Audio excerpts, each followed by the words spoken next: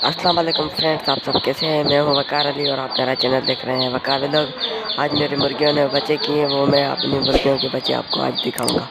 देखिए मुर्गी है, इसने 3 बच्चे किए हैं और ये बहुत ही खूबसूरत है। ये तब मुझे पकड़ ही नहीं दे रहे हैं, इसको मैं ज़बरदस्ती पकड़ूंगा।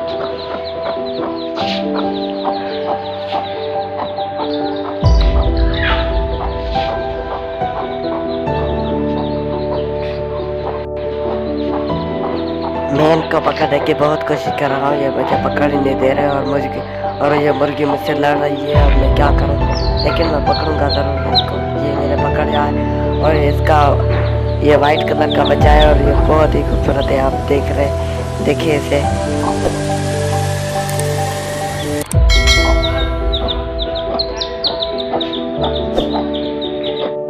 ये मेरी दूसरी मुर्गी है, इसने 3 बच्चे किए हैं। एक ब्राउन, 2 ब्राउन हैं और एक ब्लैक कलर का बच्चा है। ये बहुत ही खूबसूरत है, इनको मैं पकड़ूंगा और मुझे ब्लैक कलर वाला बहुत ही खूबसूरत लग रहा है। इसको मैं पकड़ रहा हूँ अभी, लेकिन मुर्गी मुझे लड़ रही है। इसके आँख पर हाथ देकर मैं पकड़ा है और आप देखें ये बहुत ही खूबसूरत बच्चा है। आप देखें माशाल्लाह।